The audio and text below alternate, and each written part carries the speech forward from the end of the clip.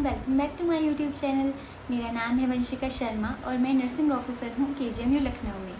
तो आज की वीडियो में मैं आपको ये बताने वाली हूँ कि BSc नर्सिंग की जो 4 साल हैं उसके सिलेबस के अकॉर्डिंग आपको कौन सी बुक्स रेफ़र करनी चाहिए, कौन सी बुक्स मैंने अपने टाइम पे पढ़ी थी। ये सिर्फ मेरा पर्सनल एक्सपीरियंस है, मैं आपको बता रही हूँ कि मुझे कौन सी बुक्स अच्छी लगी थी जो मैंने रेफ़र की थी।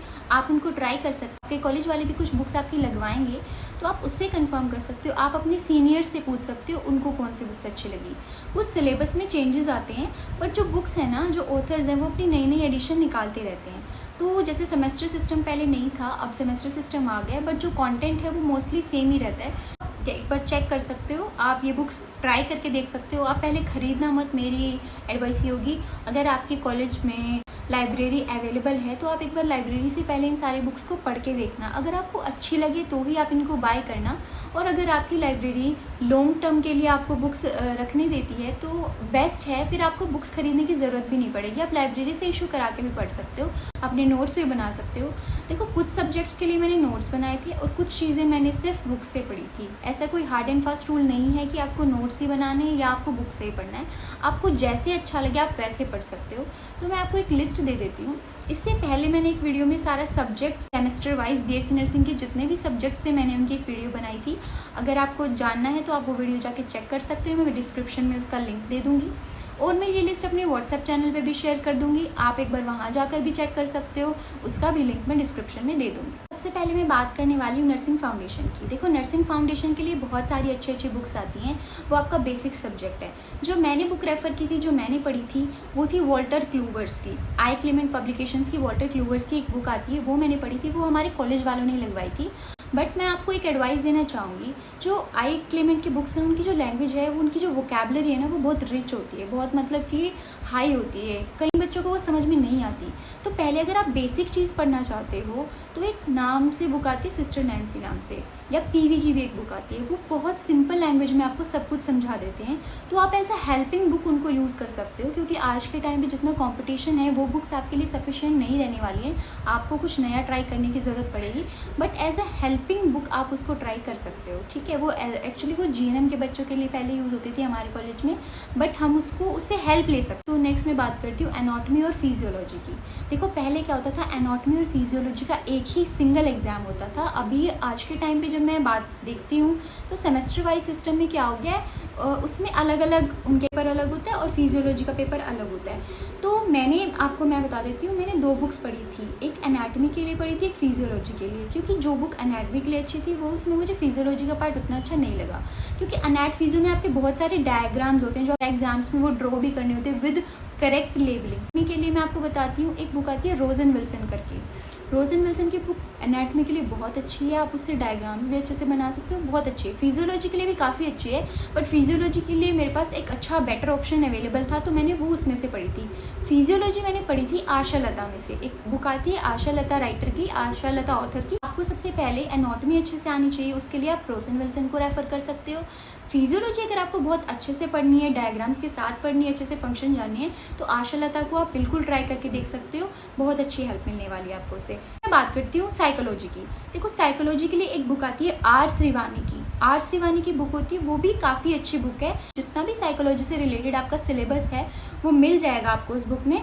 न्यूट्रिशन एंड डाइटिक्स की, न्यूट्रिशन एंड डाइटिक्स के लिए आप एक बुक रेफ़र कर सकते हो, शीला जॉन ऑथर की आती है। वो बुक काफ़ी अच्छी है, उसमें आपको जितना भी आपके लिए मतलब इनफ आपको उसमें कंटेंट मिल जाएगा आपके यूनिवर्सिटी एग्ज़ाम पास करने के लिए। अब देखो, बायोकेमिस्ट्री मुझे काफ़ी टफ लगती थी क्योंकि मुझे ज़्यादा पसंद नहीं थी बायोकेमिस्ट्री एज अ स्टूडेंट। तो बायोकेमिस्ट्री के लिए मैंने क्या किया था, मैंने सबसे पहले 10 ईयर खोले थे। जो यूनिवर्सिटी के मेरे 10 ईयर के एग्ज़ाम्स थे वो मैंने उठाए थे। उसमें जितने भी क्वेश्चंस थे उन्होंने सारा ही तो बुक कवर कर ली थी, तो मैंने उन क्वेश्चंस के नोट्स बनाए थे।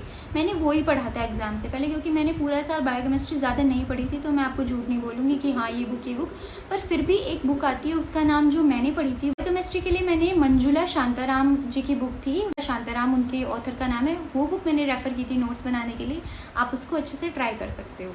फिर मैं आपको बताती हूँ, देखो इंग्लिश, कंप्यूटर और ईवीएस आपके कुछ सब्जेक्ट्स होते हैं, इनकी जो ग्रेड्स है ना वो जुड़ती हैं। तो इंग्लिश के लिए मतलब हम लोगों ने ज़्यादा कुछ नहीं पढ़ा था, बस हम एग्ज़ाम दिए थे, इतनी बेसिक इंग्लिश आती है कि आपको ज़्यादा पढ़ने की ज़रूरत नहीं होती है। ईवीएस का और जो कंप्यूटर का एग्ज़ाम है वो आपको यूनिवर्सिटी लेवल पे नहीं होता है, वो आपका कॉलेज में ही होता है। तो कुछ कॉलेज में हमारी कोई बुक नहीं लगी थी, हमें सिर्फ कुछ चीज़ें बता दी गई थी, कुछ एसेज वगैरह लिखने थे, और कंप्यूटर की जो बेसिक नॉलेज थी वो हमें दे दी गई थी और उन्होंने खुद ही एग्ज़ाम बना के हमसे ले लिया था। तो कंप्यूटर, ईवीएस और इंग्लिश की ऐसी कोई स्पेसिफिक बुक थी नहीं। इंग्लिश की थी बट मैंने वो कभी पढ़ी नहीं, कॉम्प्रिहेंसिव इंग्लिश करके थी, तो आप कोई भी आप प्रेफर कर सकते हो, बिकॉज सारी चीज़ें जो होती है वो बेसिक होती हैं। बात करते हैं एक बहुत इंपॉर्टेंट सब्जेक्ट के बारे में जिसका नाम है माइक्रोबायोलॉजी। माइक्रोबायोलॉजी अगर आप अच्छे से पढ़ोगे तो बहुत अच्छा सब्जेक्ट लगेगा, नहीं पढ़ोगे तो बहुत सब्जेक्ट लगेगा। देखो उसके लिए हमारी एक अलग बुक लगवाई थी कॉलेज वालों ने, बट मुझे वो बुक कुछ खास पसंद नहीं आई, तो मैं आपको वो बुक बताऊंगी जो मैंने पढ़ी थी, जो मुझे अच्छी लगी। सीपी बवेजा की माइक्रोबायोलॉजी की बुक आती है, नई एडिशन लेना, बहुत अच्छी बुक रहेगी, टू दी पॉइंट आपको आंसर मिलेंगे। यूनिवर्सिटी लेवल एग्जाम्स के लिए वो बेस्ट माइक्रोबायोलॉजी की बुक मुझे लगी, क्योंकि मैंने 1-2 बुक्स और ट्राई की थी, मुझे वो कुछ खास पसंद आई नहीं। एमएसएन के बारे में, एमएसएन की जो बुक हमने पढ़ी थी, देखो 2-3 बुक्स हैं। एमएसएन जो है काफ़ी डिटेलिंग सब्जेक्ट है, उसके 2 पार्ट आते हैं, एमएसएन 1 एंड एमएसएन 2 थी। लिपिनकॉट काफ़ी फेमस बुक है, लिपिनकॉट की थी, ब्रूनर्स एंड सिद्धार्थ की थी। ये सारी बुक्स मैंने ट्राई की थी, आप भी ट्राई करके देख सकते हो। काफ़ी अच्छी बुक्स हैं, काफ़ी रिच वोकैबलरी है, काफ़ी ज़्यादा अच्छी नॉलेज आपको इससे गेन हो सकती है। ठीक है, अब बात करती हूँ पीपीजी की। पहले क्या होता था, फार्माकोलॉजी, पैथोलॉजी एंड जेनेटिक्स का एक ही एग्जाम होता था, तो मैं आपको उनकी तीनों की अलग अलग बुक्स बताने वाली हूँ। देखो फार्माकोलॉजी के लिए सबसे अच्छी जो बुक मुझे लगी थी, बहुत अच्छी बुक थी, बहुत सिंपल लैंग्वेज की बुक थी, सारे मैकेनिज्म ऑफ एक्शन, सारे ड्रग्स की क्लासिफिकेशन बहुत सिंपली उन्होंने बताए हुए थे। एक पद्मजय उदय करके एक ऑथर है, पद्मजय उदय करके एक ऑथर है, उनकी बहुत अच्छी बुक थी, आप वो ट्राई कर सकते हो। पैथोलॉजी जेनेटिक्स के लिए रामदास नायक की एक बुक है, पैथोलॉजी एंड जेनेटिक्स के लिए, आप वो ट्राई कर सकते हो, मैंने वही अपने टाइम पे पढ़ी थी। तो अब मैं आपको नेक्स्ट बात बताने वाली हूँ, आपको सोशियोलॉजी के बारे में। ज्योति श्रीवास्तव कुमार करके एक बुक आती है, वो आप सोशियोलॉजी के लिए ट्राई कर सकते हो। आपको इनफ है सोशियोलॉजी, आप उसमें से इनफ पढ़ लोगे, क्योंकि सोशियोलॉजी में आपको बस एक बेसिक आइडिया होना चाहिए, उसके बाद आपको आंसर फॉर्मेशन तो खुद ही करनी पड़ती है, क्योंकि बहुत लेंथी आपको लिखना पड़ता है यूनिवर्सिटी एग्जाम में। मैं आपको बताती हूँ साइकेट्री के बारे में। देखो साइकोलॉजी आपने पहले पढ़ ली है, अब आपकी आने वाली साइकेट्री। साइकोलॉजी और साइकेट्री में बहुत फ़र्क होता है, ये आपको पता चलेगा जब आप उसको पढ़ोगे। साइकेट्री की मैं आपको 2 बुक्स रिकमेंड करने वाली हूँ। पहली है हरबंस लाल एक अच्छी बुक है, आप उसको ट्राई कर सकते हो, वो अगर आपको अच्छी लगती। तो दूसरी मैं आपको बताती हूँ भरत पारेख की एक बुक है, वो बहुत अच्छी बुक है, उसको हमारी टीचर ने हमें रेकमेंड किया था, हमारी सारी क्लास ने फिर वही परचेज़ की थी, काफ़ी अच्छी, आप उसको भी ट्राई कर सकते हो। थर्ड और जो आपका फाइनल ईयर का जो सब्जेक्ट होता है, जो आपका सेमेस्टर रहने वाला है, उसमें एक सब्जेक्ट आता है रिसर्च एंड स्टैटिस्टिक्स। हमारे टाइम पे क्या होता था, वो एग्ज़ाम आप 3rd ईयर में भी दे सकते हो, वो एग्ज़ाम आप 4th ईयर में भी दे सकते हो, ये आपका चॉइस था, बट हम सब लोगों ने 3rd ईयर में ही वो दे दिया था, क्योंकि हमारा रिसर्च वर्क जो है, जो थीसिस का काम है, वो 3rd ईयर से ही शुरू हो जाता था। अगर आप ये चाहते हो कि मैं आपको बता दूं कि थीसिस क्या होती है, तो उसके लिए मैं आपको एक अलग वीडियो बना दूंगी।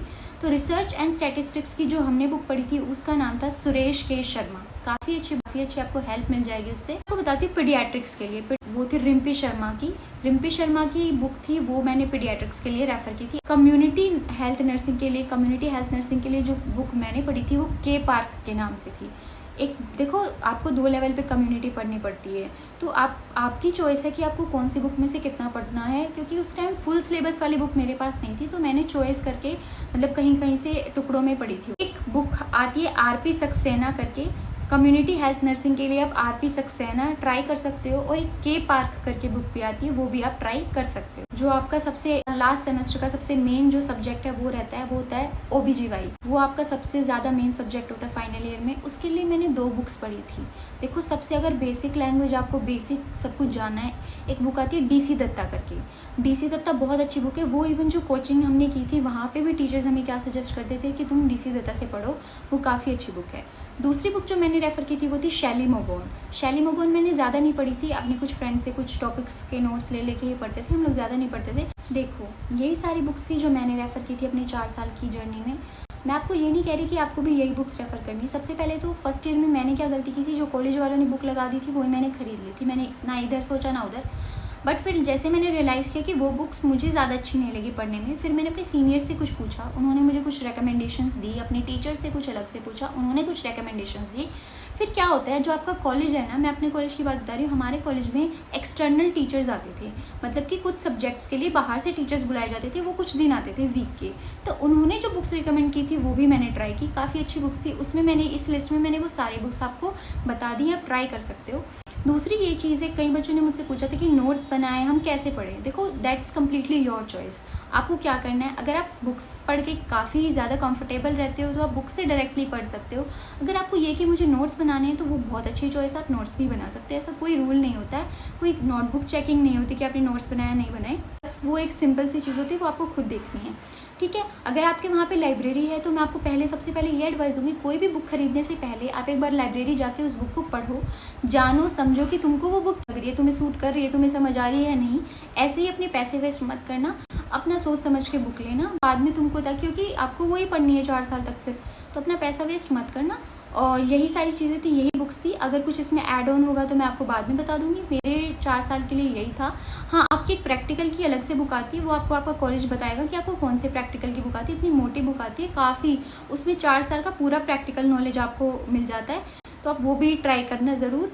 तो बस यही कुछ बुक्स थी जो मैं आपको रेकमेंड करना चाहती थी। ये आपका पूरा अपना चॉइस है, आपको कौन सी बुक लेनी है, मैं बस आपको थोड़ा हेल्प करना चाहती थी। आज की वीडियो हम यहीं पे ख़त्म करते हैं, बिना ज़्यादा उसको बोरिंग और लंबा बनाए, क्योंकि आज की वीडियो में आपको कोई गॉसिप भी नहीं मिली है। अगर आपको कुछ और जानना हो तो आप मुझे कमेंट सेक्शन में बता सकते हो, मैं आपको उसी टॉपिक पे नेक्स्ट वीडियो बना दूँगी। तो अब हम मिलेंगे अपनी नेक्स्ट वीडियो में, तब तक अपना ख्याल रखो, बाय।